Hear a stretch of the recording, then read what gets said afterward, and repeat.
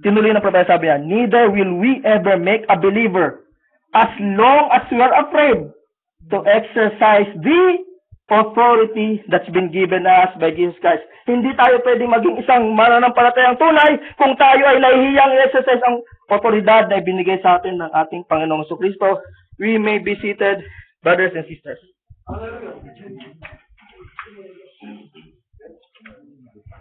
Title: Unlimited but Untapped Resources, Part 2. So maalala nyo, 3 weeks ago nung binitawan natin yung Part 1 nito, naalala pa ninyo kung anong nilalaman nung unang bahagi ng message nito. May kapatid nga nagbiro sa akin, wala daw bang Part 2 yun. Actually, I was trying to avoid to discuss some other things na sineset aside ko. Unang Diyos, sineset aside ko for a Part 2. Sineset aside ko siya at sinika po sa tulong ng Panginoon na wag muna siyang talakayin dahil naniniwala ko na there's a right time for everything. Gusto ko na mabigyan ng tamang latag o tamang approach ang bawat binibigay sa atin ng Diyos. And kung maalala ninyo, I hope hindi katagalan ng 3 weeks, sana naalala pa ninyo kung ano laman nung message na yon. Ang sabi ng propeta, meron tayong unlimited resources, walang katapusan, hindi nauubos, hindi napapawi. Andyan siya. Ang problema lang, unlimited siya pero untap. Ibig sabihin, sa untap, hindi ito napapakinabangan ng gusto. Nandyan siya pero parang itinatago lang ng church, hindi napapakinabangan, hindi nagagamit. So, nag-cite tayo ng ibang mga examples doon sa part 1 na yon. Sabi natin, si Peter, nagkaroon siya ng pagkakataong lumakad sa tubig. Si Jesus Christ, itinatap niya yung untap power ni Jesus Christ ni Peter, na lumakad sa tubig. And sad to say, nakalakad naman siya ng konti, pero nung makita niya yung alon, nagkaroon siya ng alinlangan, ng doubts, ng fears, lumubog siya. And we also saw yung example ni Joshua, nung pinatigil niya yung araw, he exercised yung untapped resources na nasa kanya nung patigilan niya yung araw. And nakita rin natin yung example kay Brother Branham nung pabalikin niya yung blizzard, may dumarating na bagyo, at pinatigil niya yung bagyo, pinabalik niya. At sa isang iglap nawala yung bagyo. At yung example sa Biblia sa 1 Kings, yung tagpo na kung saan si Elijah ay nagpunta doon sa babaeng balo na wala na siyang pagkain natitira kundi yung laman ng kanyang banga. Subalit ito ay binigay niya sa isang lingkod ng Diyos at nakita niya na gumana yung ekonomiya ng Diyos na nagkaroon ng walang hanggang supply yung kanyang banga. So, ano ba yung lesson na nakuha natin sa part 1? Sa part 1, that was actually more of awareness. We are made aware by God that we have unlimited unlimited authority over the untapped resources. Sabi natin, we should get out of our boat and discover all our potentials. So sa puntong ito, nais naman natalikayin yung authority behind those untapped resources. Sa Matthew 16, verse 16 to 18, binasa natin kanina, kung maalala ninyo, ang tema ng usapan doon ay yung kapahayagan kung sino si Kristo. Tinanong niya, sino baga ako sa pagkakaalam ninyo? So, isang apostol, si Apostol Pedro, ang nagkaroon ng tamang unawa kung sino si Kristo. Hindi niya sinabi na, I am the God the Son, wala siyang ibang tamang unawa na nabitawan, kundi yung tamang unawa. Ikaw ang anak ng Diyos, ang anak ng Diyos na buhay. Ikaw si Kristo, ang anak ng Diyos na buhay. So, dito makikita ninyo na ito yung nagbukas ng opportunity para naman ang ating Panginoong Kristo i-bless ng gusto si Peter. Yung blessing sa kanya is, upon this rock I will build my church and the gates of hell will not prevail against it. At sabi sa verse 19, kung nabasa nyo kanina, sabi doon na whatsoever, I will give you the keys, the kingdom of heaven, whatsoever should bind on earth will be bound in heaven, whatsoever loosed on earth will be loosed in heaven. Tapos makikita niyo doon sa mga tagpo na yun, na para bang nung nag-abot ng susi, a spiritual, that's not a physical key, but a spiritual key, kung nag-abot ng spiritual key si Jesus Christ kay Peter, it seems that para bang kay Peter lang napunta yung susi. Of course, kay Peter unang napunta yung susi, pero ang tanong doon, nanatili bang nasa kanya lamang yung susi? Yun yung tanong doon. Kasi kaya natin binasa yung susunod na verse, yung Matthew 18, para maipakita na yung power na binigay kay Peter na whatsoever shall loose on earth will be loose in heaven, whatsoever you bound on earth will be bound in heaven, sinabi din ni Jesus Christ pala sa harapan ng ibang apostoles. So anong ibig sabihin nun? Ang nung sinabi ni Jesus Christ na yung mga authority na yun na whatsoever shall loose, whatsoever shall bind, malulose and mababind din sa heaven, sinasabi niya yun, Peter was actually representing the whole church that time. At sa Matthew 18:16, makikita ninyo na actually yung context nun, yung actually may kinalaman sa pagdidisiplina sa church eh. Kung babasahin niyo sa Matthew 18, yung inulit siya muli ng Panginoong Kristo sa mga apostoles, sabi niya kung mayroong nagkasala, dalhin niyo sa iglesia. Kung ito hindi makinig, maaari na siyang itiwalag at ituring na parang isang huteno. Sabi ng Matthew 18 yun. Tapos doon niya binitawan na anumang kalagan ninyo sa langit ay kalangad ninyo sa lupa ay kinakalagan sa langit at anumang itali ninyo sa lupa ay tinatali sa langit. So makikita ninyo na mayroong authority. Yun ang gusto ko i-drive dito. Mayroong authority na ibinigay sa church. We must realize all of that. We have untapped resources at hindi ito may itatap malibang gamitin nyo yung authority to tap those resources. Ngayon sa Matthew 10, yung binasa natin kanina, sabi doon, di ba, binigyan ng kapangyarihan ng Panginoong Kristo ang mga apostles to cast out devils, to lay out the sick, and so on and so forth. So meron kapangyarihan palang ganun yung mga apostles. Pero kailangan ma-realize natin na itong kapangyarihan na to, itong power na to, is not something na talagang natural sa atin. Pwede na sabihin na sa atin talaga, na kasi ang magiging bunga nun, kaya sabi natin propeta, we have no power, but we have authority. That is to emphasize na yung power na taglay natin was only been given to us. It was by grace, kaya napasa atin yun. Sinasabi ng propeta, wala tayong power, but we have authority to use that power. Na pagkatiwalaan ka ng Panginoong Diyos na ibinigay sa iyo kanina sa exhortation, actually, I was actually blessed. Nag-invest ang Diyos sa atin, ibinigay niya yung authority to use the same power that He has. Ganun yung ginawa ni Kristo, di ba? Binigay niya yung kapangyarihan ni Kristo, binigay niya sa mga apostoles. Kaya yung power ng Diyos ay nando sa mga apostoles, and the church has that power also. We have been given the authority, not the power, really. Kasi iniiwasan natin dito na magkaroon tayo ng kapalaluan. Wow, galing ko pala. Meron pala akong kakaibang powers. Big time pala ako. Yun ang iniiwasan natin dito. Nung pinag-aralan natin sa part 1 na we have untapped resources, huwag niyong iisipin na natural sa atin yun, na sa atin talaga yun, na it's all ready for our disposal. Kung kailan mo gustong gamitin, gagamitin mo. Yes, we have authority, but please remember, we have authority, but we are under the authority of that one who gave us that authority. Ulitin ko yun, we have authority, but we are under authority. Hindi mo kasi pwede sabihin na napakagaling pala ng kakayanan ko nito. Salamat sa Diyos. Sinasama mo nga yung Diyos, pero actually may pagmamayabang. Thinking that power is yours. And actually, yun ang tingin kong linya ng line of thought ng ating propeta when he said, the church doesn't have power.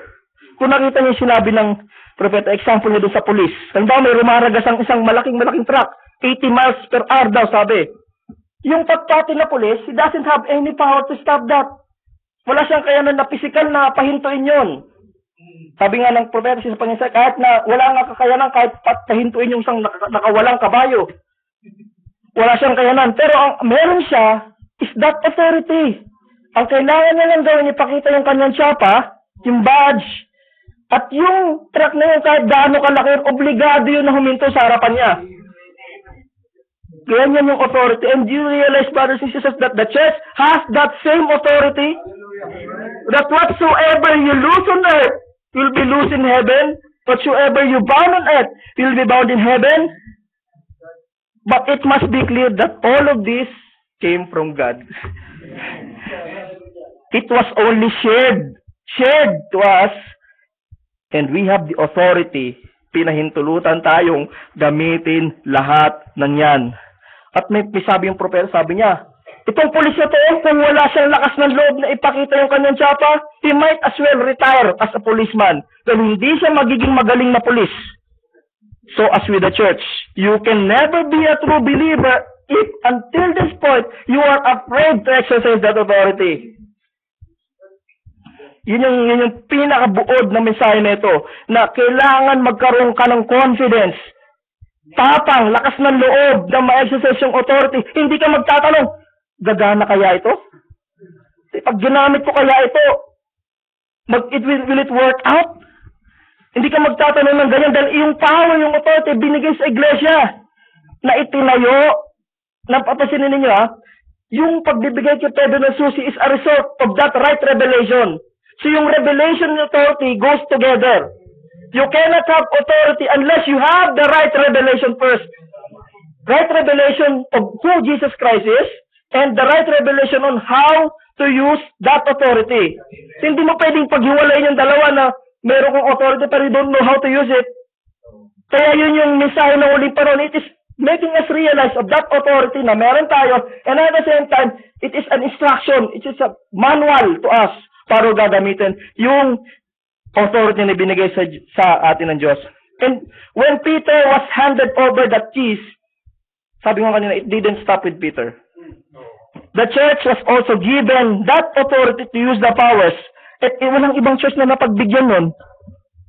Na napagbigyan lang nun yung church na sinasabi na, upon this rock, I will build my new church, and the gates of hell will not prevail against it. So yung rock, ay so yung church na itinayo sa kapahayagan, tamang kapahayagan kung sino si Kristo, yun ang merong authority lang. They are the only ones who have the key. Sabi, anumang talian, sabi niya kay Pedro, anumang talian mo sa lupa ay tinatalian sa langit, anumang kalagan mo ay tinakalagan. Ano ibig sabihin nun? Para bang, in other words, kung ipaparaphrase ko yun, para bang, anumang desisyong gawin mo rito sa lupa, may backer ka sa langit. Suportado ka ng langit. Hindi magre-reklamo ang langit. Because you have that authority. In other words, you don't have to worry. May suporta ka ng langit. You have the authority to use that power at yung nagbigay sa'yo ng authority. Sige lang, I trust you. Sabi nga kanya sa exhortation, di ba? Hindi ka bibigyan yan kung walang tiwala sa'yo yung Diyos. That's the reason why kaya ito nagkakaloob yan. Dahil may buong tiwala sa'yo yung Diyos na hindi mo siya mimimisuse. At gagamitin mo siya, hindi mo siya pababayang natutulog lang. Ngayon, sabi nga kanina, hindi na natili kay Pedro yung susi. Nung una nasa kanya yon, siya yung nagbukas ng pintuan patungo sa gospel. Acts 2:38, na tinanong siya, ano ang kailangan naming gawin upang maligtas? At sinagot niya yung Acts 2:38 na repent and be baptized, every one of you, in the name of the Lord Jesus Christ, for the remission of sins, and ye shall receive the gift of the Holy Ghost. Kabisado natin na yan. Actually, yan ang susi. Yan ang susi patungo sa marami pang mga pinto. Sabi nga ng propeta, di ba, doors in a door. Inside that door, there are so many doors.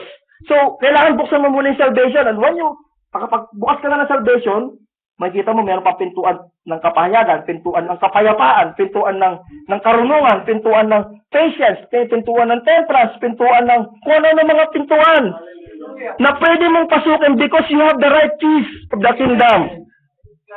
Ngayon, unang ibinigay kay Pedro yun, pero hindi na natili kay Pedro. Yung authority na meron si Pedro nung binuksan niya. Di ba, binuksan niya sa mga Jews, binuksan niya sa mga taga-Samaria, pumunta siya kay Cornelius. So yung una, nasa kanya yung responsibility to use that key. Pero, paglaon ng panahon, that key, that same key was given to all others because lahat tayo nakatanggap ng pananampalataya. At ang katunayan nga niya, binasa natin kanina Matthew 18, meron ng paunang salita ng ating Panginoon sa iba namang mga apostoles na sila din naman, anumang kalagan nila sa langit, sa lupa, kakalagan ng langit. Anumang pakawalan nila sa lupa, pinakakawalan ng langit. So ano ba muna yung susi? A key is used to lock and at the same time and unlock. May pintuan ka, may kotse ka, hindi ka makakapagpapatakbo ng kotse, malibang may susi ka muna, hindi ka mabubuksan yung bahay, yung kaha de hierro, kung meron kang deposit box, wala kang susi. Kaya minsan hindi naman literal na susi, minsan number, digital. Kahit nga sa music, may key pa rin eh. Pag sinabi mo na sa cube A at kumanta ka sa cube D, sabit yun, sintonado yun. So kahit pala sa music may tamang key. At ang sabi ng ating Panginoong Jesucristo, I am the door to the sheepfold. So yung key pala na yun, gagamitin mo para i-unlock yung mystery, yung kay Jesus, sino si Jesucristo, para makapasok ka kay Jesucristo. Sabi ng Panginoon, siya ang pintuan. At bali siya, He is the only door to our Father. Ipinaliwanag ng Panginoon na siya lamang ang pinto papasok sa buhay na walang hanggan. Sabi nga ng kung mayroong isa na pumasok sa ibang daanan, sa isang magnanakaw. So hindi siya worth, wala siyang tamang otoridad to enter. And praise be to God, yung church has the right keys. Pwede kang pumasok dun sa door. So siya lang, si Jesucristo lamang ang pintuan. Sabi natin kanina, He's the door, but inside this door, marami pang doors. You will have peace of mind, you will have rest, you will have abundance of blessings, spiritual, materially, you will be emotionally stable. There is also the door to blessings, doors to revelation, samot-saring mga doors. And makukuha mo lang yan kapag napasok mo muna yung pinaka-main door, which is the Lord Jesus Christ. Faith is the key to this door. Jesus is the door to all of these promises of God. Kung taglay mo ang susing ito, maaari mo nang mabuksan ng lahat ng iba pang pinto na nakapaloob kay Kristo. Doors in a door, di ba sabi ko na, pag sabi doors, plural yun, marami. Hindi ka dapat makontento na naligtas ka lang. Nakapasok ako doon sa main door. Buksan mo ngayon yung ibang mga pintuan. Buksan mo yan. Tama na to, kaya siguro to naligtas na ako kasi nakapagpabautismo na ako, kahit pa paano, naunawaan ko na yung message. That's not enough. Buksan mo yung ibang pintuan. Andyan lang yung mga pintuan. Titigan mo lang ba? You have the access to all the doors in the kingdom, to all the untapped resources of the kingdom. You have the keys, open them. Maraming pangako ang Diyos sa atin. Huwag tayong malilimitahan ng kaya nating makita. Discover all the things that we can do. Take note. Ang susing kailangan mo ay dapat tamang susi. Pabuti na lang may susi ako rito. Yung susi, merong mga uka-uka yan, di ba? Kapag na-miss mo, kahit isang uka lang nawala, hindi mo mabubuksan yun. Kasi may magka-partner sila. Yung papasukan nitong lock, mayroon ding ukang-uka na parehas nito. So may mamiss lang ako kahit isang uka dyan, o kahit yung isang paganon ay biglang natanggal, hindi ko mabubuksan yung pintuan. Kailangan sakto. Kaya naman, matindi ang pangangaral natin para sa gayon tamang susi ang makomit natin. Hindi ko pwede na may tama na to, pwede na to. Kasi isang maliit na uka lang ang mawala. Hindi na ito, wala na itong kakayahan na makapasok. At kung ang taglay mo naman ay isang susi na denominational, lalong hindi po pwede. Hindi mo may papasok ito sa kandado. Maselan, kaya maselan na natin Diyos eh. Ang nire-require niya, tamang susi eh. Kasi pag hindi tamang susi, hindi mo mabubuksan ng pintuan patungo sa salvation. At lalong hindi mo mabuksan yung mga nasa loob pa ng mga pintuan. Isang maling aral lang, hindi mo na makukuha ang mga pangako ng Diyos. Isang salita mo lang na maitapon, hindi mo na mabubuksan ang pintuan. Diba? Kaya nga, kung ang susing dala mo ay unscriptural key, denominational key, Catholic key, religional key, creeds, dogmas, theories, ano mabubuksan mo? Hindi nung kayang buksan yung pintuan ng ating Panginoong Jesucristo. At alam niyo yung susi na yun, sabi nga kanina, dalawang kaya na nun. Kaya nung magbukas, and at the same time, kaya mo rin isara. Kaya, kung nabubuksan man sa atin, pasalamat kayo na isasara din yan sa iba. Kaya halimbawa, magbabakasyon ako. Sabi ko kay Brother Mon, tuwanan ko muna sa ito susi ko ha, babakasyon ako. Ano ibig sabihin nun? Pinagkakatiwalaan ko si Brother Mon na humawak ng susi ko. In other words, pwede siya magpunta sa bahay, gawin niya kung ano gusto niya gawin sa bahay ko. Kung gusto niyang kumain doon, buksan yung rep at kung ano mang makita niya nung kainin niya, kung gusto niya makinood ng TV, kung gusto niyang dalhin lahat ng labahin niya mula sa Binmamot papunta sa bahay namin at doon lalaban, fine. Kasi kanya yun, I have given him the authority to do that. Kahit anong gusto niyang gawin, pwede niyang gawin. I am entrusting my full confidence with him. Lubos-lubos yung tiwala ko because kapag ibinigay ko na sa kanya yung susi, it's with his authority already.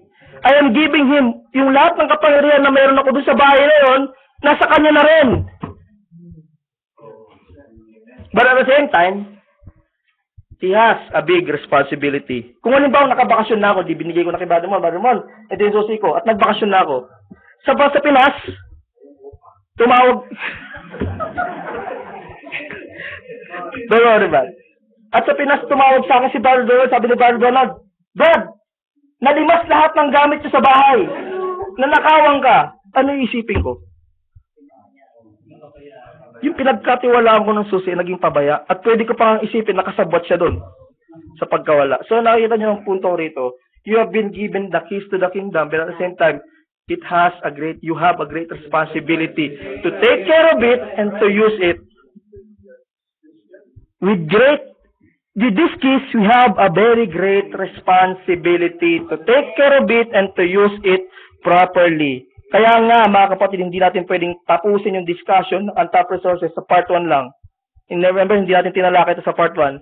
Kasi, hindi sapat na malaman mo lang na may untap resources ka. Dapat alam mong gamitin yung authority na yan.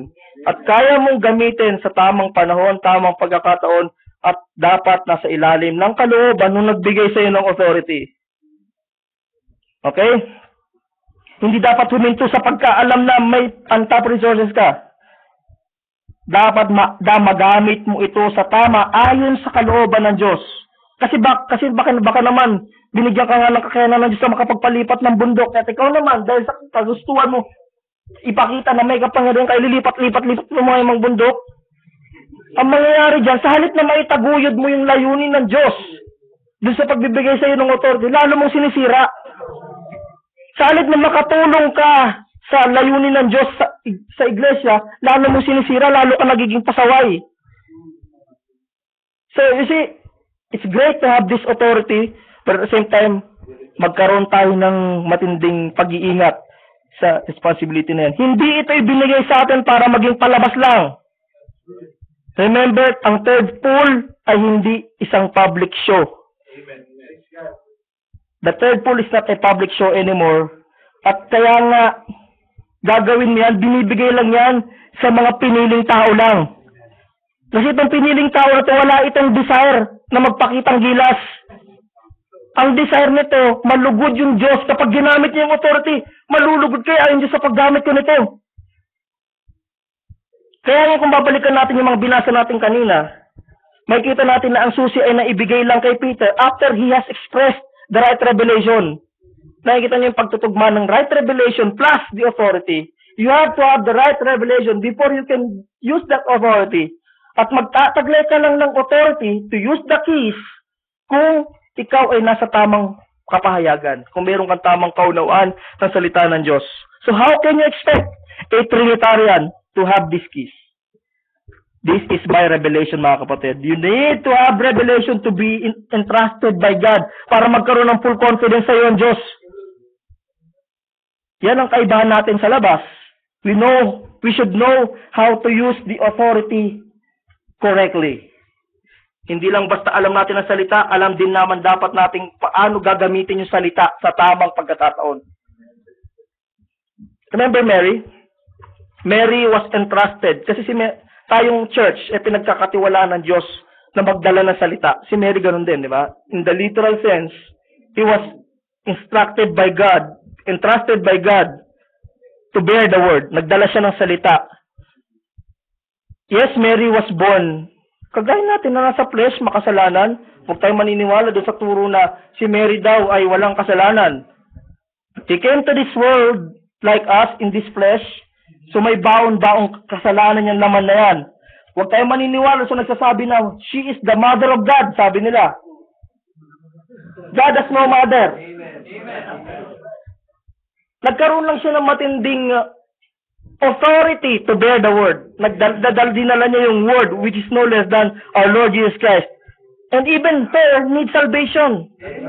Kaya nga naghihintay din siya dun sa upper room eh. Inihintay niya rin yung pagdating ng Espiritu Santo. Inihintay niya rin at mapalad siya dahil kasama siya sa mga napagkatiwalaan ng Diyos ng authority ng Espiritu Santo. So hindi sa Diyos, subalit nabigyan siya ng authority to bear the word. To carry the word.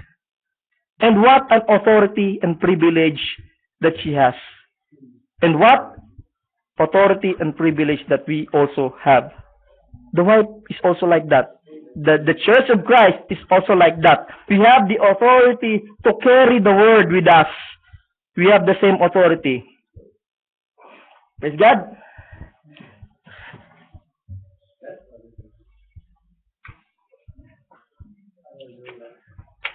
Okay. Kanina napapayawan ko na ito. Sabi natin kanina.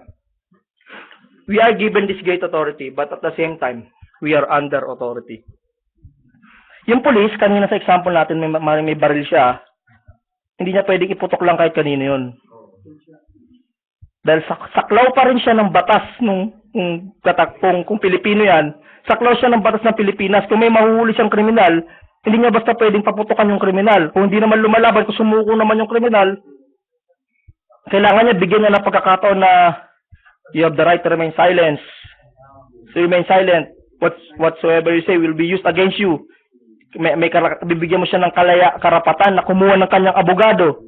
Kasi bagamat may baril siya at pwede niyang gamitin yun, he cannot use that anytime he wants. Kailangan alam niyang gamitin yung baril sa tamang panahon at alam niya kung kailan dapat ito itago at huwag kalabitin because he is under authority. May authority siya, yes, pero he is under the authority of the land na pinaglilingkuran niya.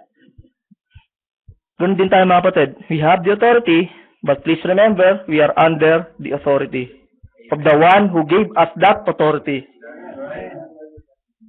Para lalo natin itong maunawaan, kuha tayo ng isang example sa Biblia. Sino pwede magbasa ng ano? Let's turn our books to Luke. Luke 7. Let's about authority. Luke 7. Brother Manny, pwede pong pakibasa yung Luke 7. 1 to... Sige, tuloy-tuloy mo lang. Sabi natin kung saan tayo yun to. Luke 7, 1. Kayo po. Kahit saan po. Yamang marami ang nagpili pag-ayos ng isang kasaysayan. 7 po. 7, Luke 7. Luke 7.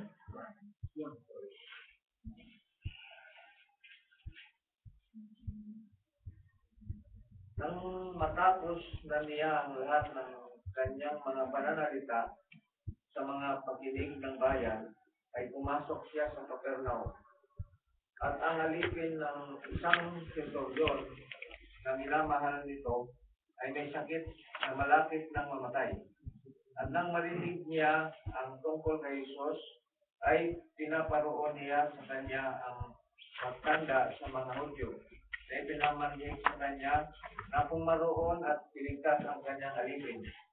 At nang magsidating sila kay Jesus, ay ipinamanhig nilang magpilit sa kanya na sinasabi, karapat-dapat siya na gawin mo sa kanya ito, sapagkat iniibig niya ang ating bansa at pinagtayo niya tayo ng ating sinaguga. At si Jesus ay sumama sa kanila. At nang sila'y dinalughang malayo sa bahay, ay nagsugo sa kanya ang senturyon ng mga kaibigan na nagsipagsabi sa kanya, Panginoon, huwag ka nang maligalig, sapagkat di ako karapat-dapat na ikaw ay pumasok sa silong ng aking hubungan. Dahil dito'y hindi ko inaakalang ako'y karapat-dapat man lamang pumarian sa iyo, datapwat sabihin mo ang salita at gagaling ang aking alipin. Sapagkat ako rin naman ay taong nasa ilalim ng kapamahalaan. May nasasakupan akong mga kawal at sinasabi ko rito, yumaon ka at siya'y yumayaon at sa isa. Halika at siya'y lumalapit at sa aking alipin gawin mo ito. at kanyang ginagawa.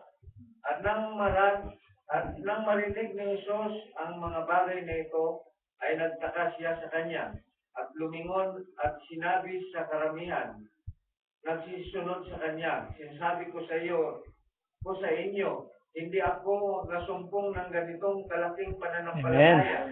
Kahit sa Israel man. At pagbalik sa bahay ng mga sinugo, ay kanilang naratnang magaling na ang alipin. Okay, Bad. Thank you, Bad.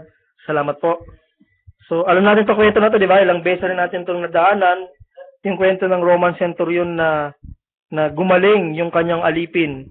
And ang nakita ng Diyos, ng Panginoon Kristo sa kanya, ay yung kanyang pagtitiwala sa authority na meron si Jesus Christ. At ito yung nagbigay daan para humanga ng gusto. Humanga ng gusto ngayon si Yesu Kristo na sabi niya, wala pa akong pananampalataya na nakita na ganito. Sa Israel man. Sabi niya, kahit yung mga apostoles niya, walang ganung pananampalataya. Yun ang ibig sabihin nun. Kapatid, ang kailangan mapansin ni John, yung centurion, he is also a man of authority. Pero he recognized someone who has a higher authority. Ngayon, alam niyo yung centurion, sabi nila kasi dati daw, originally, kaya centurion ang tawag dyan kasi centurion. Meron siyang hawak na 100 na soldiers. Pero sa paglipas ng panahon, naging 80 na lang kasi naging 8 people na 10, ang tawag ng platoon ba yan? Parang ganon. So, kaya naging centurion yan kasi originally, sa context niya, ang ibig sabihin ng centurion, meron siyang 100 tao. So, he has an authority over 100 other soldiers na sabi niya, kapag sinabi ko dun sa isa na gawin mo to, gagawin niya. Kapag pumaroon ka, pag sinabi ko pumaroon ka, paparoon siya. So, he is showing, meron siyang pagkaunawa kung paano gumagana yung authority. Alam niya kung paano ang kalakaran sa authority. Na kapag may authority ka, pwede mong gawin yung lahat sa ilalim ng kung sino man ang nasasakupan mo sa authority na yon. Take note of that faith. He is not Jewish. He is a Roman. At bilang isang Roman, hindi siya kung sino-sino lang. Centurion siya. Di siya banawala si Nicodemus, may authority din yun eh. Nahihiya siyang lumapit. Mas lalo na sana ito kasi centurion to, hindi pa Jew, pero wala siyang anumang naramdamang alinlangan na lumapit doon kay Jesucristo. Lalo dapat sana siyang mas mahihiya eh, kasi Romano siya eh. Kung tutusin, a Roman has no business dealing with a Jew. Kasi iniisip nila, Hudyo naman si Jesus Christ. Pero sabi niya, just speak the word. Hindi ka karapat dapat na tumungo sa bahay ko. What a humility this person has. He is recognizing Christ to be higher than him. Na bagamat siya ay may authority, he is recognizing this man has a higher authority. Alam nitong centurion kung paano tumatakbo yung kalakaran, kung paano yung sinasabing authority. Sabi niya, I also have authority over men. At kung tutusin bilang isang Romano, dapat niyang ituring na mas mababa yung tao na yun. Remember, yung Roman Empire at that time was the most powerful empire in the world. Sakop nila yung Jerusalem. Kung tutusin, pwede niyang putusan si Jesus Christ. Because they're under subjection to authority na bilang pagiging Roman Empire, member ng Roman Empire. Pero hindi yun ang nangyari. Physically, he knows that the Roman Empire is under Jerusalem, but spiritually, he knows na itong tao na ito has an authority over him. Kaya sabi niya, hindi ka deserve pa to pumunta sa bahay ko. Hindi ako karapat dapat na magpatuloy sa iyo. Kabaligtaran ng ibang tao, sabi ng tao, itong tao na to, maraming ginawa, sabi doon, verse 4, may sinabi yung mga tao, sabi sa verse 4, ipinamanik nilang mapilit sa kanya na kanyang sinabi, karapat dapat siya na gawin mo sa kanya ito. Sapagkat iniibig niya ang ating bansa at pinagtayo niya tayo na sinagoga. Yung ibang tao, ang tingin niya sa Roman centurion, otoridad yan mo, dapat VIP treatment yan sa'yo. Ganun ang sabi ng mga tao kay Jesus Christ. Dapat pakitunguhan mo ng maayos yan kasi Roman centurion yan. VIP treatment dapat yan. Hindi na, kung may pila dyan ng lahat ng gusto magpagaling, dapat siya muna mauna. Yun ang tingin ng mga tao sa Roman Centurion. Pero yung Roman Centurion, iba ang tingin niya. He knows he is under the authority of that higher authority. At yun ang kalagayan ng church. Gusto niyo ba na sasabihin din sa inyo ng Panginoon, Perdi, wala pa akong nakitang ganyang pananampalataya. Di ba napakasarap ng gano'n na kaya mong papagsalitain ng Panginoong Kristo na wala pa akong nakitang ganyang pananampalataya. Masyadong matiis ang tingin nila sa centurion, pero yung centurion, nakikita niya na itong tao na ito, he has authority over me. It was revealed to this centurion how authority works. He knows Jesus did not come. Kasi alam niya na yung authority ni Jesus Christ can cover distance. Kahit malayo yung sakit na yung sakit na yun is under the authority of Jesus Christ. Pag sinabi ni Jesus Christ na sakit, umalis ka, susunod yung sakit. Paano sila kuha yung ganang klaseng pananampalataya, mga kapatid?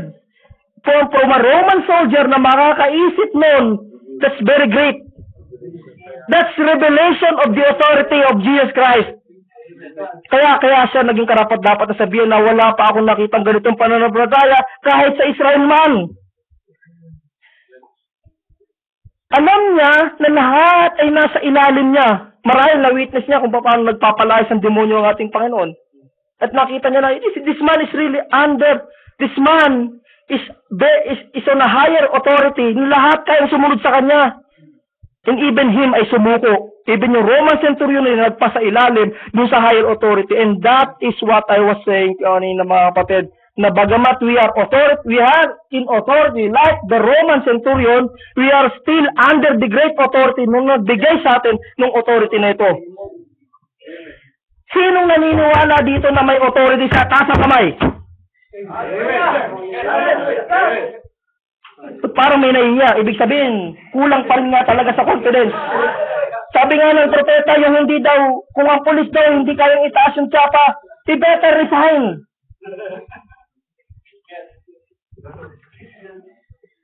Hindi naman sa pananumabad, kung hindi nyo kayang itaas yung kamay nyo, ano pa pagkiklaim nyo yan? Mas madali naman yung magtaas ng kamay. Uulitin ko, sino ang naniniwalang may authority siya dito? Better, that's better. That's better. Praise God. Baka naman kasi, okay, that's one thing, alam mo na may authority ka. That's one thing, okay yan. Nagtaas tayo lahat ng kamay. Pero baka naman, may authority ako sa sakit, yes. Gagana kaya ito? Pag tinaas ko kaya ito, gagana kaya? So it's one thing to believe that you have authority. And it's another thing to believe when and how to use it. Naniniwala ba kayo nagagana yan? Amen. Sana ngayon mapagdudugtong nyo na ngayon yung part 1 and part 2. Sa part 1, we are made aware na meron tayong ganong klaseng kakayanan. Sa part 2, we are stepping another step forward. Makita ninyo na may authority kayo to use that and to be able to use that. Ano yan? Sabi nga nung isang sinishare ng ating kapatid, nalagay siya sa ganong kalagayan, umingi ako ng paintulot sa kapatid na ito. Sabi niya, minsan naranasan niya na mayroong isang naka-wheelchair daw na lumapit sa kanya, na nakita niya. At nagkaroon siya ng matinding conviction na ilehan siya ito at alam niya sa kanyang puso na in the back part of his mind, nagagaling ito kapag ginawa niya. But then, he knows the authority, but then, ang problema dun is hindi yung kakulangan ng kaalaman sa authority, but yung pagkakaroon ng doubt kung gagana ba yun o hindi. Baka mapahiya ako pag ginawa ko ito. Baka naman pag sumablay ako, pagtawanan ako ng mga tao, mapapahiya lang ako. Remember si Joshua, naalala ninyo, yung sa example natin sa part 1 ng message na ito. Sinabihan niya, son, stand still. Nang utosan niya ang araw, it is a clear example that he has authority over the sun. Hindi siya nakikiusap, son, baka pwede naman, please naman, baka pwede mo naman kami tulungan. Please, sige na, tumigil ka naman. Walang pakikiusap doon. He has authority over the sun. He knows he has authority over the sun. Na kapag pinatigil niya yan, walang reklamo yung araw. Hindi siya pwedeng magreklamo dahil nag-uutos sa kanya, mas mataas sa kanya. Pag inutusan, hindi na siya nag-isip na pag inutusan ko kaya to, susunod kaya ito. Maigi pa, huwag na lang kasi mapapahiya ako sa mga kawal ko. Baka pag nakita siya, full of confidence. Para bang 10 beses niya lang ginagawa yun, para naging routine na, stand still. Para bang ginawa niya na dati? Para ba siyang nag-utos lang sa isang tiboy na pagtimpla mo naman ako ng kape? Parang ganun kasimple yung utos niya. But actually, that was not a simple statement. Stand still. He knows he has authority over that. In-exercise sa takdang panahon. Hallelujah. Praise God. Amen.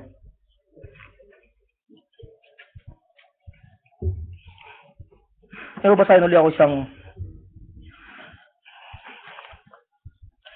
message galing sa ating propeta. Sundan niyo muli mga kapatid. Sabi niya, sa question and answer to eh.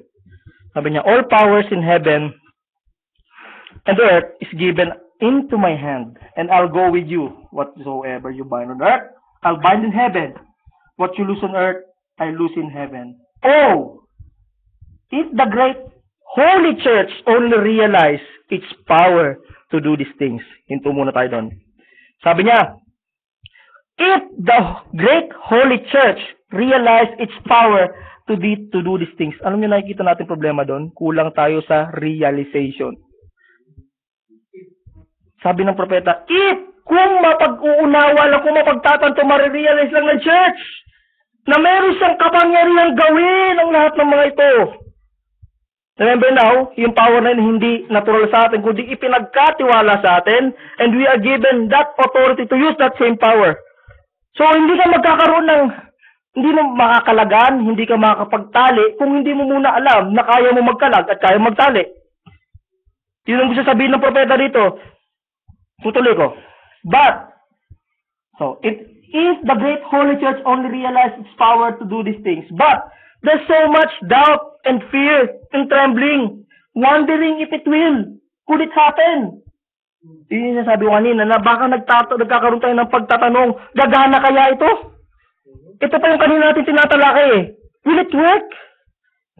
Baka kaya hindi makagana-gana kasi puno ng takot. May pag-aalinlangan na exercise yung authority. At yun ang hindi natin kailangan sa church na to. Ayaw natin ng anumang takot, anumang alinlangan, at pagdududa. Bakit ko pinagdidiinan ito? Hindi kaya hindi makakilos ng malaya ang Diyos sa iglesyang ito. Dahil meron pa rin sa atin na hindi nakakalaya sa takot. At sa pagdududa. That's right. Para makita natin ang kapangyarihan na malayang kumikilos sa iglesyang ito, dapat mawala sa harapan natin ang pagdududa, ang pagkatakot na gamitin ng power na exercise ng authority na yan. Hindi pwedeng ipairal yung takot, yung kaba. Baka hindi ako ang tamang tao para gawin ito. Ikaw na nga yung tamang tao eh. Ikaw na nga yung pinagkatiwalaan ng Diyos eh. Remember Peter, yun ang problema kay Peter, kaya nung lumakad siya sa tubig, lumubog siya, yes, fear.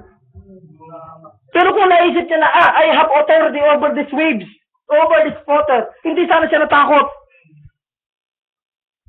Christ was actually tapping his untapped resources. Ang problema, mas pinanaig pa niya yung pagtingin niya doon sa alon kaysa doon sa pagtingin niya kay Kristo. Nakita niya yung alon, nagulumihanan siya at alam niyo nangyari, hindi siya nakapagpatuloy sa paglakad. Hindi kaya, yung takot na yan ang siyang gumagambala sa iglesia natin ngayon. That's true. That's right. Baka may takot pa rin. Baka wala ako sa ganitong klaseng tamang posisyon. Tandaan niyo mga kapatid yung wala sa otoridad, siya ang gustong gumamit itong authority na to. Remember, sa history, balik kayo sa history, Inquisition period. Ine-exercise ng malaking iglesia na ito ng Roman Catholic Church yung kanyang authority na lahat ng hindi maniwala sa kanila ay pinapapatay. Yun ay maling application ng whatsoever you bound on earth will be bound in heaven, whatsoever you loose on earth will be loose in heaven. They're exercising the authority kahit na hindi naman para sa kanila yon. Kaya nakakalungkot kung yung pinagkatiwala ng authority ang siyang makakalimot gumamit pa ng authority. Itutuloy ko magbabasa. Okay, but there's so much doubt and fear and trembling, wondering if it will. Could it happen? Okay. As long as that exists, the church can never stand upright. And when every thought of fear is vanished, pag nawala daw lahat ng fear, and the Holy Spirit is completely in control of the church, then all fears are gone, and that church has the power. Amen. Sabi niya, as long as that exists, the church can never stand upright. Kapag ang isang tao stand upright, chest out, stomach in, and taas ang mukha, ano ibig sabihin nun? Confident siya. Kayang-kayang dalhin yung sarili niya. Ang problema sa church ngayon, nakayuko-hukot. Hindi makalakad ng diretso, kundi nakayuko-hukot. Parang may daladalang pasan ng mundo. Kapag nakahukot ang church na ito, ano ibig sabihin? Walang kumpiyansa. Hindi nakahandang humarap sa kalaban. Kaya doon sa pagtitipon ng ating propeta, kapag yung pulis hindi niya kayang iiwagay-way yung kanyang badge, he might as well resign. Isuko niya lang yung uniforme niya at bumalik na lang siya kung saan ang buhay meron siya noon. Because he can never be a good policeman, and we as church can never be a good church, a powerful church, if nandun pa rin yung fear. If we cannot stand upright. If we can only overcome this doubt. Pinagaling ng Diyos si brother ganito eh. Kaya ko din kaya yon? Pwede din kayang ma-apply sa akin yon? Pag nagkasakit din kaya yung mahal ko sa buhay, pwede din kaya nangyari kay brother? Kapag natapos na yung ganitong pagtatanong, at kaya nyo nang angkinin kung ano yung ibinigay sa inyo ng Diyos, then we can stand upright. With full confidence, kaya nyo harapin ng kahit ano. And we will be a powerful church in authority. Ito tuloy ko magbabasa. Then all fears are gone and that church has the power. See? Why? They have everything. Why? They have everything that heaven owns behind them. Anumang pag-aari ng langit ay nasa iyo. Anumang meron ng langit, nasa iyo. Alam niyo gaano katindi statement na yon? Kapag lumalakad ka sa salita at may gawin ka, God is vindicating you. Sana ma-realize yung gaano kabigat yung statement na ng propeta. Sinabi niya, everything that heaven owns behind them, everything owns is behind them. Suportado ka ng langit. Ano mang meron ng langit, meron ka. Sana na-realize yung gaano kabigat ito. Wala tayong dapat ikatakot kasi back up tayo ng word. Do you understand this? Kayo na mga spirit-filled Christian, kayo na mga message believer, kayo na tumanggap ng matataas na revelation, naiintindihan ba natin to?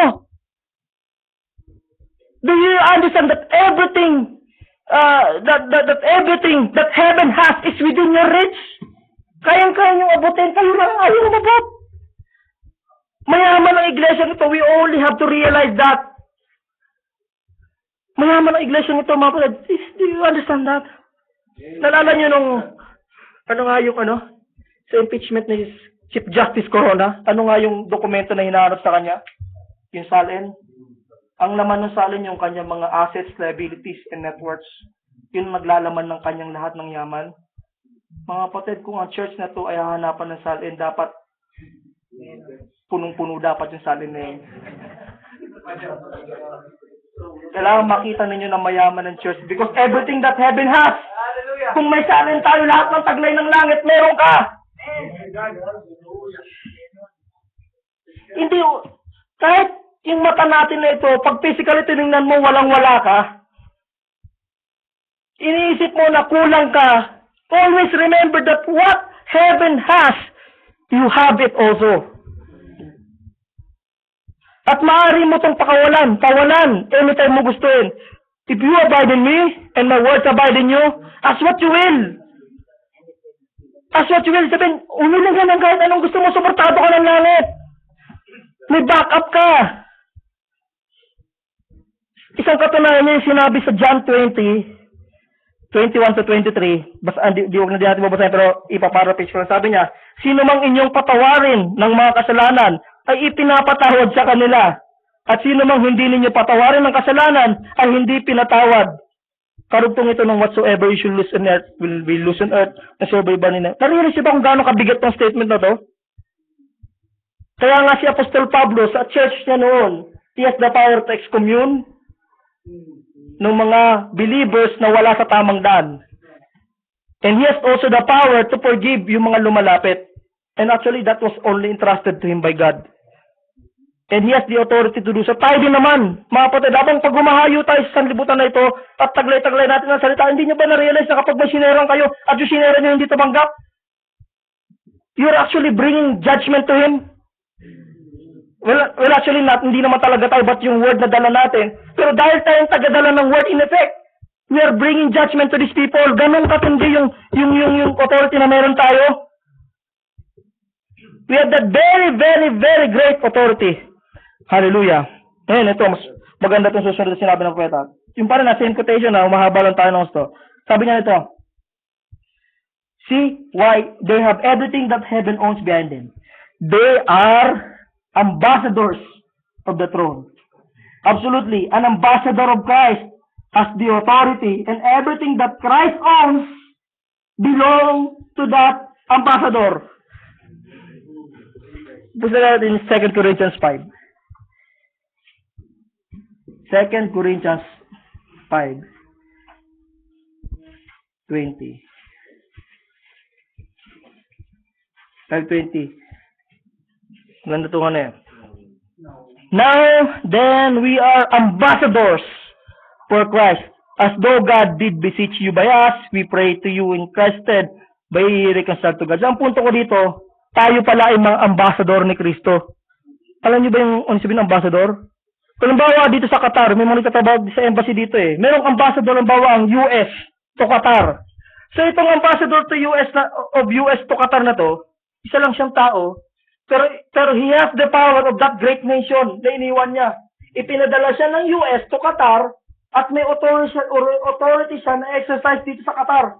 Na anumang desisyon bitawan niya dito sa Qatar, it's as good as yung bansa niya ang nagdesisyon nun. Yan ang siya sabi ko ng backup mo yung pinanggaling. Remember, we are ambassadors of heaven. Kasi doon tayo galing eh. Nung pumarito tayo sa lupa, we are ambassadors. Kinakatawan o representative tayo ng langit. We are ambassadors of that throne, na kaya naman, anumang desisyon gawin mo, whatsoever you should lose on earth, will be loose in heaven. You are representing that great nation prepared by God. Ang kapangyarihan ni Kristo ay nasa atin. Amen. Sabi niya, everything that Christ owns belong to that ambassador. So if you believe that you're an ambassador, praise be to God, dapat pangatawan na natin yan. Tutuloy ko. The whole powers of heaven is right in your hands. Oh, why do we sit? And the church is barren. Barren tigang. And we sit dormant. Natutulog. It's because that we don't recognize these things. Bakit parang tigang? Parang baog? Kasi wala nga realization. We don't take it seriously. May panahon para magbiruan tayo, no, to have light moments, to share jokes, may pagbiruan sa mga kapatiran. But when it comes to the authority given to us, seryosong usapan to. Hindi po pwede ang biruan dito. Wala mo nang biruan about the seriousness of this authority of God given to us. May panahon para magbiruan, pero ito ay pinakaseryosong usapin. When we talk about the authority of God given to us, we must be serious in exercising it. When you stand before your enemy, dapat alam mo kung anong kaya mong gawin sa kalaban. Kasi alam mo kung anong klaseng authority and power you were given. Kaya tayo parang tigang, because we lack that realization. Ipagdidiinan ko to unang Diyos mga kapatid, hanggang sa maitanim sa atin na itong great message tayo ng Diyos na magising tayo sa full potential ng church. Hanggang masabi mo sa sarili mo na, meron pala ako noon. Nagagawa ko pala yun. Kailangan manindigan tayo, mas realize that, alam niyo itong mini-message na pinag-aaral natin ngayon, matataas na ito mga kapatid eh. You cannot expect Martin Luther, John Wesley to study these things. Dahil ito ay para sa huling panahon talaga, bahagi ito ng perfection eh. We cannot reach perfection only nasa ganito tayong kaisipan na hindi natin alam yung authority na meron tayo. Yung pinag-aaral natin, matitigas na pagkain na to. Kailangan mag-level up yung iglesyang kinabibilangan natin. Hindi tayo pwedeng mapaiwan. Madalas, ini-example ng propeta, yung kanina pa natin na-example, yung police na may badge. Na hindi niya, pag ibilasin yung badge, hihinto yung mga truck. Pero actually, yung police na yun, tayo yun eh. Tayo yun eh, gumagana, nagtitipo lang yung propeta, pero tayo yun. Ikaw, ako, tayo, ang tinutukoy ng pagtitipo na yun. Na we must be able to present our badge of faith when required. But then, I realize mga kapatid na hindi madali gawin ito. Madali siyang sabihin pero actually hindi naman talaga madaling gawin. Kaya nga may pangaral ng propeta, kaya kinakailangan ng end time message pa nga eh. Because it will bring out the best in us. Kaya may fivefold ministry na ginagamit ang iglesia, ang Diyos sa iglesia niya sa huling panahon. Because this message is about the unveiling of God, unveiling of the believers. At kapag na-unveil, isipin niyo mga kapatid, ina-unveil ang Diyos. And at the same time, kapag in-unveil ang Diyos, lahat ng attributes na dapat ma-unveil din. And tayo ay kasama dun sa attributes na yon, so dapat pati tayo sa ating mga sarili ay ma-unveil din. Padayme, ma-unveil yung hidden powers natin. Kasi kung hindi mo ma-realize yan, nakatago pa na yan, walang pakinabang. Nung mabuksan ang lahat ng misteryo sa lupa, lahat ng misteryo na itinalaga ng Diyos, dapat kasabay din niya nabuksan yung misteryo ng ating mga sarili. Yung Hilbert mystery, Donald mystery, Ferdi mystery, yung misteryo ng ating mga sarili, dapat nabuksan din yan. Kaya kung very familiar kayo sa message, madalas sasabihin ng propeta na ibinabalik tayo dun sa eternity. Kasi dun tayo galing eh. Sa eternal mind of God. At kapag na-realize na galing ka dun, wala kang panliliit sa sarili mo. Maunawaan mo kung saan ka galing at kaya mo na exercise yung authority na ibinigay sa'yo ng pinanggalingan mo. Kasi naparito sa mundo, yes, naparito tayo. We were born in this flesh. We forgot everything. Kaya hindi natin ma-exercise ang faith na yan eh, ang authority, because we had that spiritual amnesia. True sins. Hindi natin kilala kung sino tayo. Ako, akala ko lang, nung una, anak ako ni Moises at Carmen Garlando. Sabi din ng propeta, at first I thought I was just a son of Mr. Charles and Ella Branham. Yun lang kasi yung kaya abutin ng ating kaalaman eh.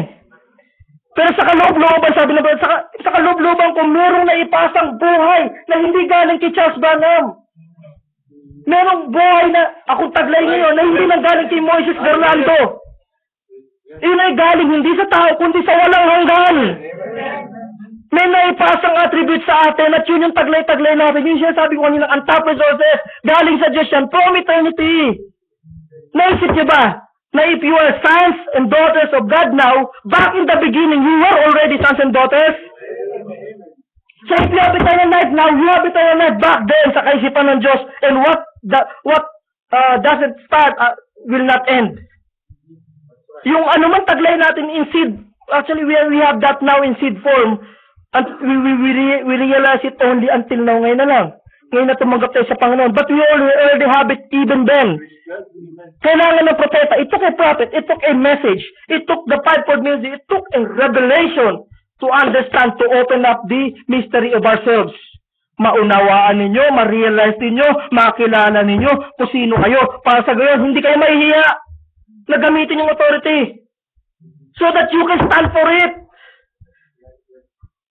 Hindi ka mahihiyang ma-exercise ito. At alam mo sa sarili mo, gagana ito. Kasi yung gati ng galingan mo, makapangyarihan lugar. Maari mo na ngayon harapin ng kahit sino. Baon niyang faith na yan. Kaya alam niyo kaya si Kristo may full confidence kasi He knows where He came from. I came from God and I go back to God. So, yun ang susi. You realize who you are at lahat magdudugtong-dugtong yan. May exercise mo lahat ng kapangyarihan na binigay sa Diyos. Kailangan ipagdiinan natin ito ng paulit, makilala natin sarili natin.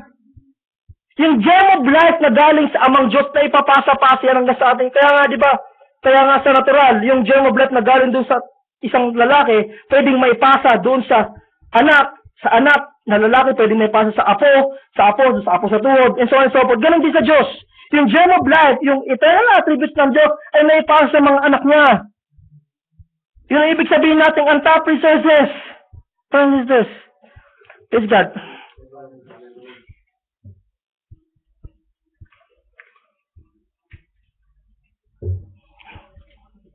Basa ulit tayo ng isa pang verse. Ephesians 1.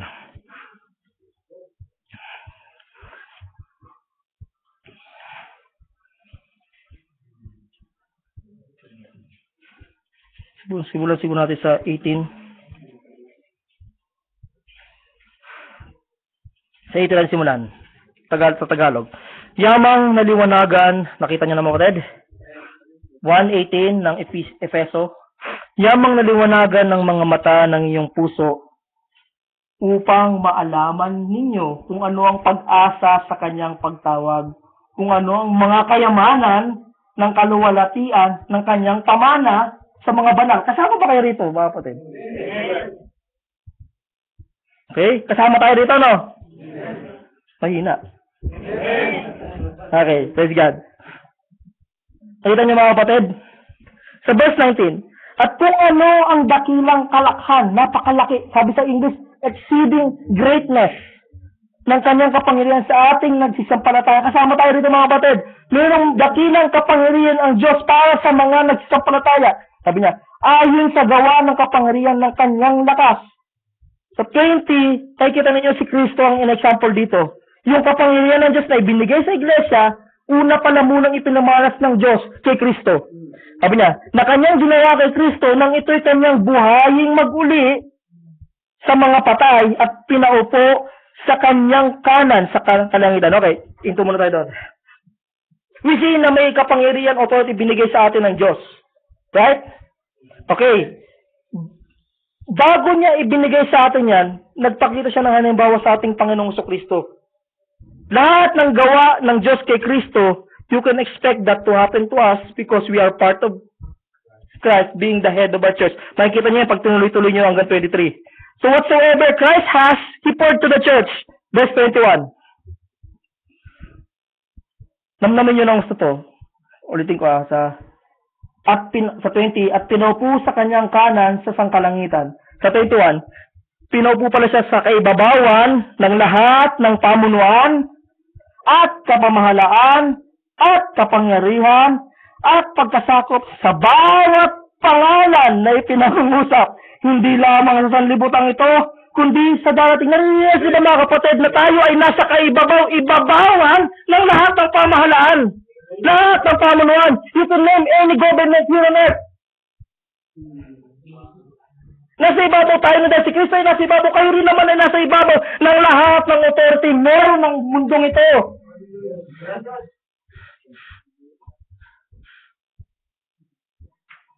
Ayos yung mga kapatid. Mag-isip kayo ng pamahalaan. Okay, Brother Mon, pwede ka ba magbigay sa akin ng isang senator? Philippine senator. Enrile. Sino mas mataas, Brother Mon? Ikaw o si Enrile? Yan ang gusto ko! Masyadong mababa. Parang walang point of comparison. Si Enrile palang tataas ko ng konti ah. Brother Julius, sino mas mataas? Ikaw o si President Pinoy? Ako.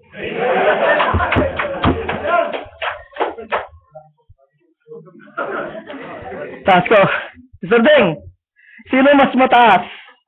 Tataas ko, parang wala pang point of comparison. Mababa pa si Pinoy eh. Ikaw o si Barack Obama?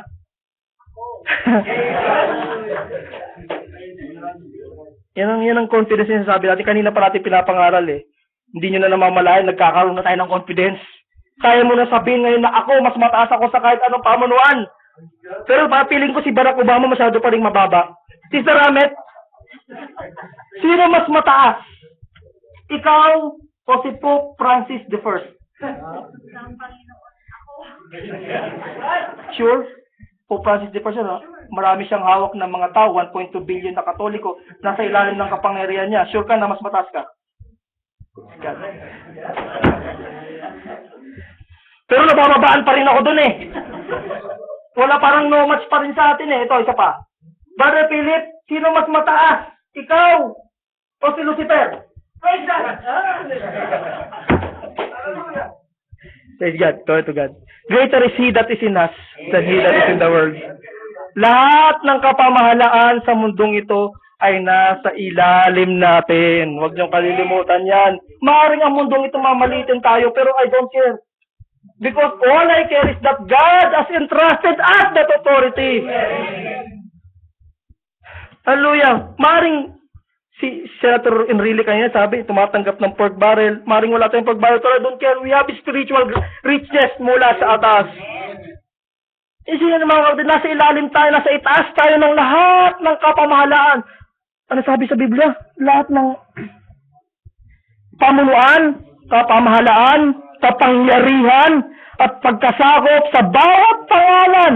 Lahat ng pangalan. Lahat ng pangalan. Dumaan sa history, mas mataas kayo doon. Praise God. Sana narinig na siya kung bakit po unang Diyos ginagawa ito. In order for us to remove the fears and doubts kung sino tayo at kung anong authority meron tayo, mas mataas tayo kay Enrile, kay Pinoy, kay Barack Obama, kay Pope Francis I, kay Lucifer. Lahat ng fallen angels, pagsama-sama yung lahat ng kapangyarihan nila, mas mataas pa rin tayo sa kanila.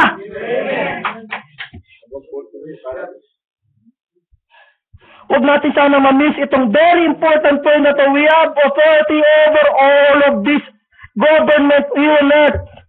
What a privilege. Pero papaalala pa rin natin na we are in authority, pero above us is another greater authority. Si Kristo ang ulo, and we are just given that authority to use His power. Kaya wala tayo sa lugar para abusuhin yan. Dahil na ipagkaloob lang sa atin, we have great responsibility na anumang power at taglay ng ating Panginoong Kristo. We also have that. Sabi pa natin propeta, I have the authority to do it, but I have to wait for others to do it.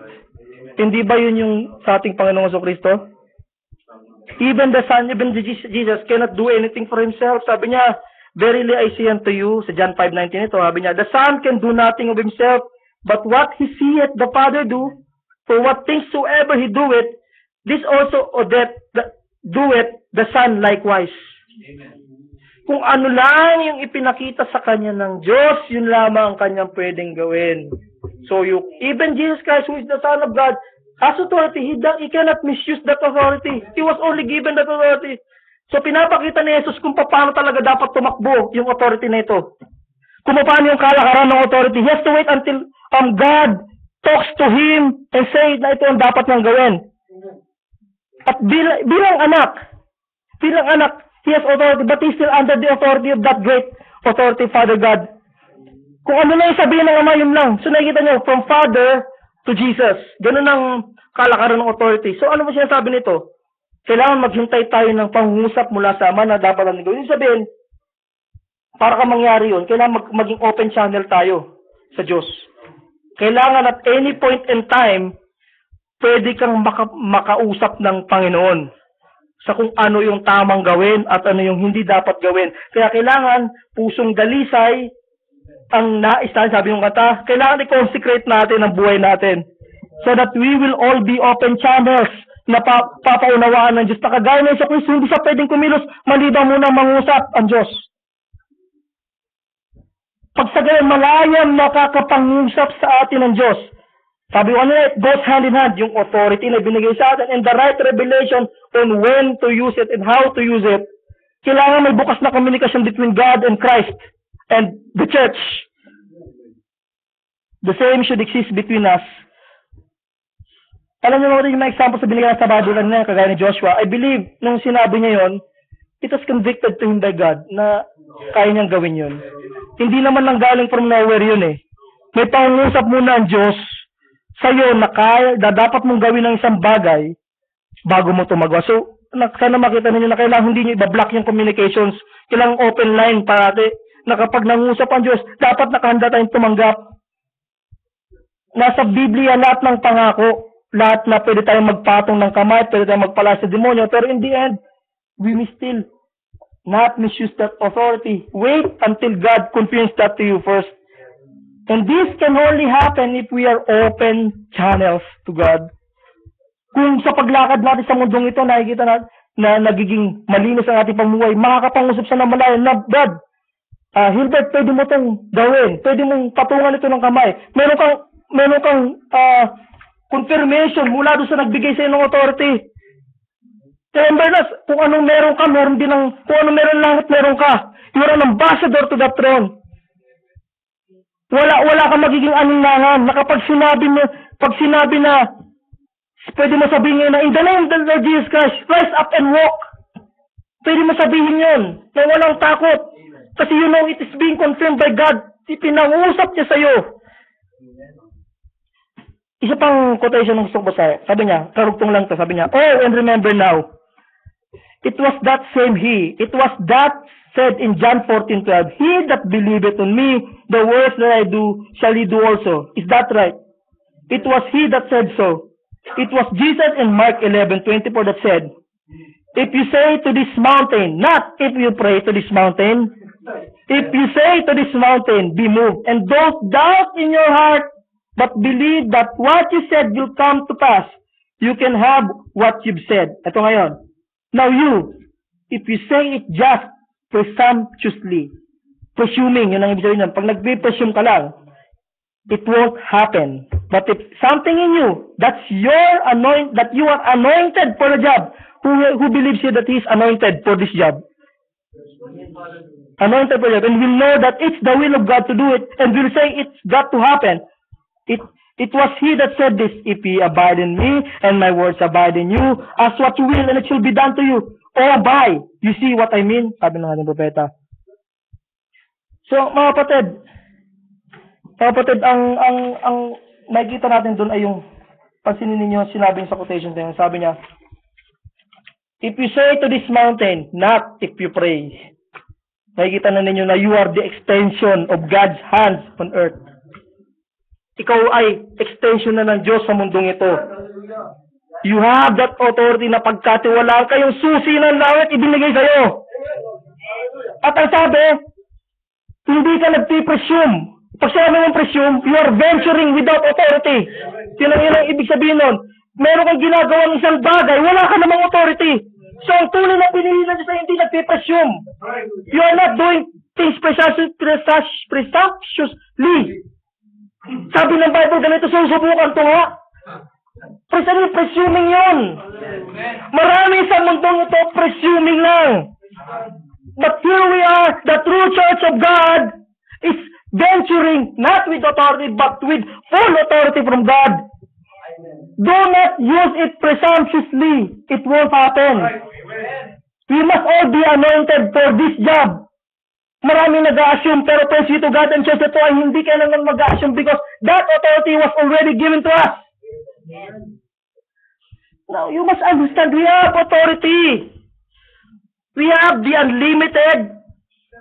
We have the untapped resources. All we need is to exercise that authority to be able to tap the untapped. Remember si Brother Branham, when he asked the blizzard to go away, he was full of authority. He was using his authority dahil binindik ka siya ng Diyos na gagawin mo to, mapapalayas mo yung bagyo. It was inspired to him by God. He did not do it on a power trip. Hindi siya nagtitrip-trip lang ng kapangyarihan niya. And throughout his ministry, nakita natin to na he do his things because God has communicated it to him first. Yun yung tara sa Panginoong Jesucristo. May pangungusap ang Diyos kay Kristo. Si Kristo nakagawa siya ng balay dahil sa pangungusap na yun. Remember, brothers and sisters, in closing, bubasahin ko na lang uli yung kaninang binasa nating quotation. And tandaan nyo to.